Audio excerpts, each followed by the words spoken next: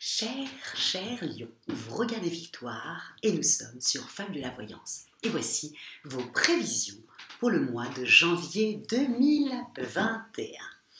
Cher lion, le mois de janvier 2021 vous voit arriver puissant, décidé à en découdre et à réaliser vos rêves. Les deux grosses planètes qui ont eu tendance pendant 2 ans à contrecarrer pas mal de signes vous ont plus ou moins évité ces 2 dernières années, vous donnant plutôt l'envie d'atteindre la place que vous pensez mériter, la lumière. Puisque à million, c'est ceci que vous recherchez, la lumière, et c'est normal. Le soleil qui vous représente, qui est votre astre, parce que d'habitude on parle de planète dominante, vous c'est votre astre dominant. Donc le soleil, quand vous naissez, est à son maximum. Et donc le lion désire les honneurs, une vie brillante à la hauteur de ce qu'il est. Un lion, le plus royal des animaux. Tel Napoléon, superbe et généreux. Voilà ce que vous êtes, ami lion. Avec votre disposition à être heureux, à briller dans les conversations, bref, à être le centre d'attention des autres, vous êtes tel le soleil, brillant. Et comme Neptune, et votre planète est la deuxième, avec le soleil est l'astre dominant, et vous avez en même temps la planète Neptune qui est dans votre signe, vous avez ce petit quelque chose d'intuitif qui vous fait choper toutes les opportunités quand elles passent. Et cette année, Neptune est en Poisson. C'est juste la place qu'il faudrait pour qu'il vous apporte toute l'année, et c'est ce qu'il va faire, pour qu'il vous apporte toute l'année cette intuition qu'il faudra absolument écouter. Pourquoi ? Eh bien parce que Uranus, la planète des bouleversements, de l'inattendu, des changements soudains, est en Taureau et vous donnera l'envie de bouger, de transformer votre vie pour que socialement parlant, vous soyez dans la lumière. Mais Uranus va vous donner l'envie d'être impatient, alors de vouloir avoir tout de suite. Alors attention à ne pas trop bousculer les gens de votre entourage, et à vouloir aller trop vite. Donc vraiment, attention à votre impatience et attention aussi aux excès de toutes sortes qui risquent de vous desservir sur du long terme. Bref, foncez, mais ne forcez pas les choses. Soyez plutôt extrêmement diplomate et intuitif. Vous verrez que les événements se mettront en place tranquillement.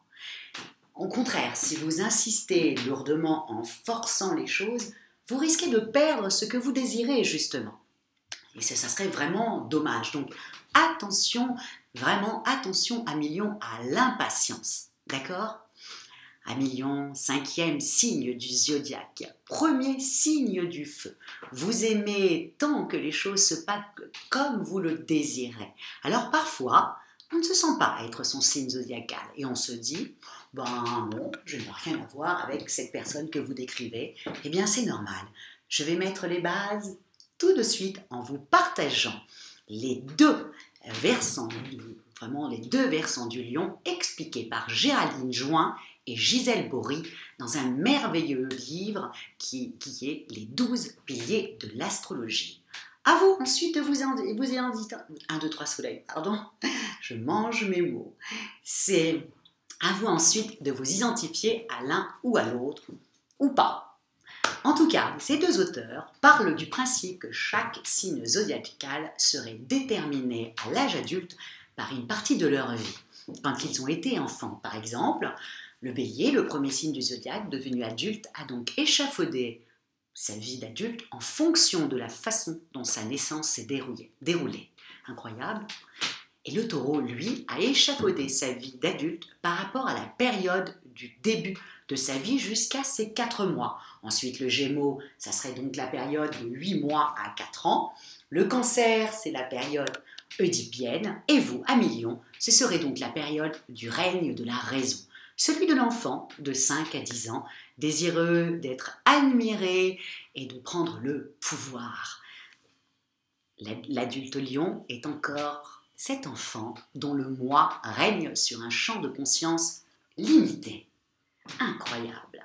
Alors, si vous êtes resté à l'âge adulte, dans la toute-puissance de l'enfant roi avide de pouvoir et de domination, et que vous n'avez pas réussi à évoluer, vous risquez de devenir un tyran borné et paranoïaque. L'homme vit encore dans les jupes de sa mère, en quête de reconnaissance narcissique, comme les enfants. Et si sa mère lui a tout donné, sa femme doit tout lâcher pour lui, le suivre et se sacrifier. Il déteste la femme qui dérange son égoïsme. Sympa. Il aura tendance à avoir des faux amis, ne tolérant que ceux qui l'admirent et le flattent. Il manipule son entourage comme il gère son argent. À l'égal des rois qui ont régné très jeunes, il a su très tôt prendre des responsabilités. Il gère parfaitement un domaine, surtout professionnel, où toute désorganisation peut le rendre malade. Il a également des mauvaises relations à la nuit. Comme les enfants, il a plutôt des angoisses qui l'emmènent à avoir des comportements différents. Il a tendance à boire pour s'oublier, ou au contraire, il ne boit jamais de peur de se désorganiser, de devenir fou sous l'effet de la boisson. Bref, s'il renonçait à son narcissisme et à son pouvoir, en s'ouvrant et en acceptant totalement les autres, il deviendrait alors, d'après les auteurs du livre, cet homme qui n'a plus du tout de blocage, dont la conscience aux autres s'élargit de jour en jour. Ayant réussi à rompre ce lien intérieur qu'il avait avec sa maman et essayer de l'épater continuellement, aujourd'hui il est capable d'aimer. D'ailleurs, l'amour est la valeur qu'il place au-dessus de tout. Il recherche les choses durables et non un besoin narcissique à satisfaire immédiatement. Il vit sur des valeurs affectives solides, avec un vrai sens de l'humour. Il est plaisant, lumineux et surtout extrêmement chaleureux.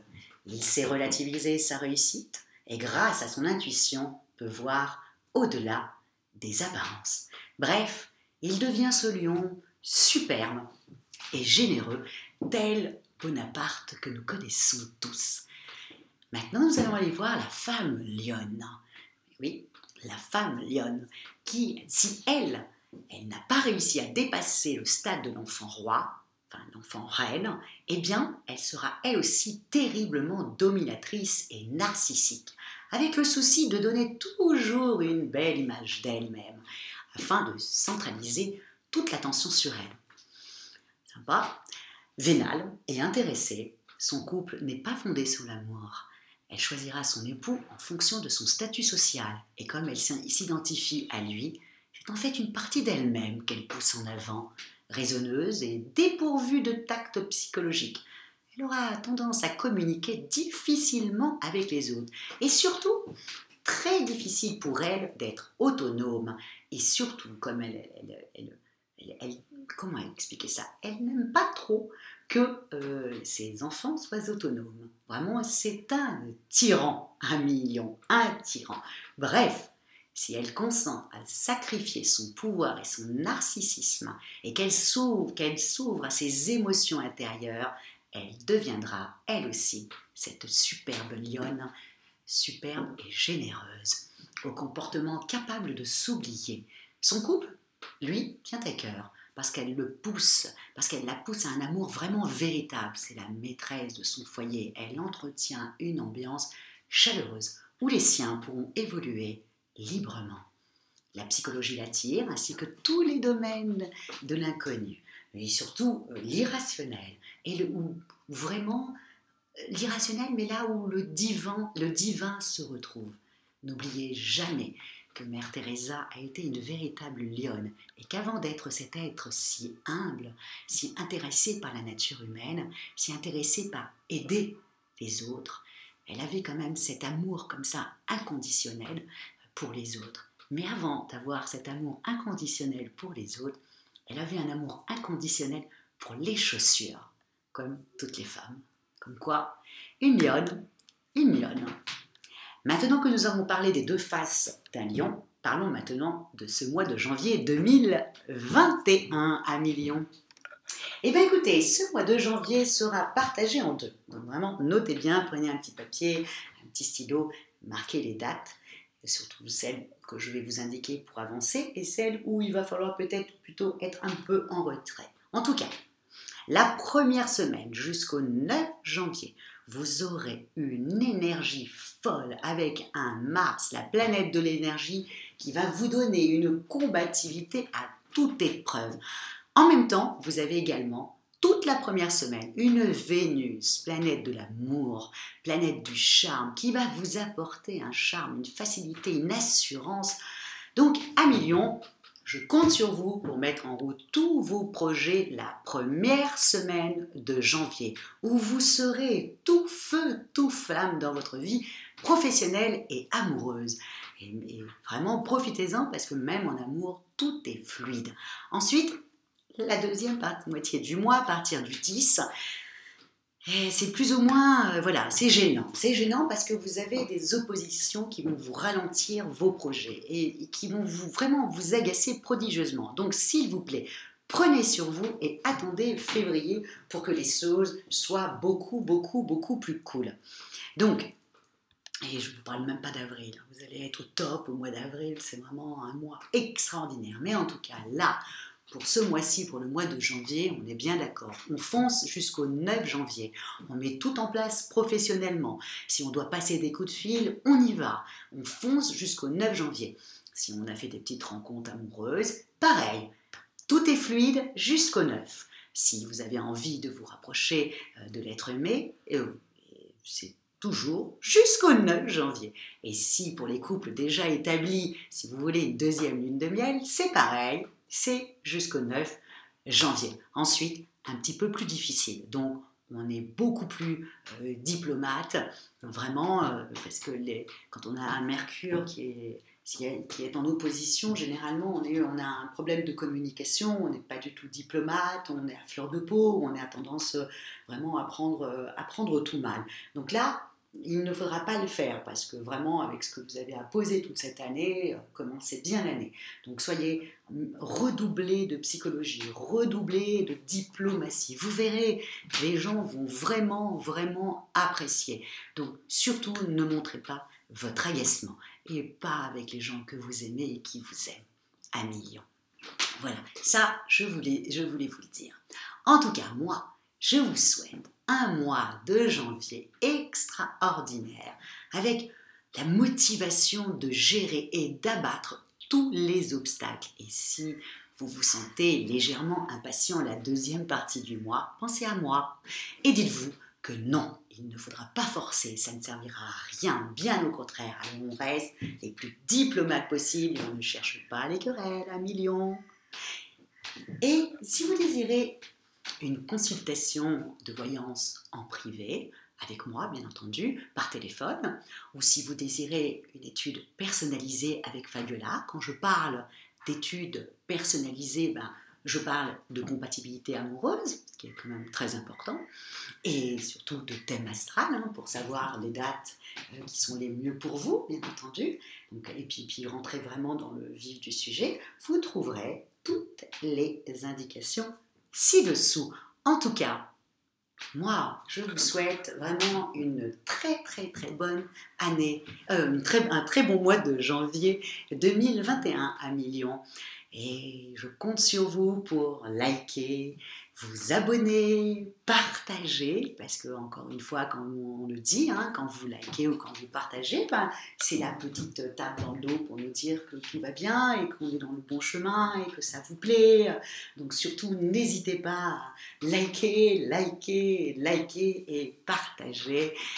Je vous remercie énormément, vraiment, je vous remercie pour votre fidélité. La femme de la voyance. Ciao!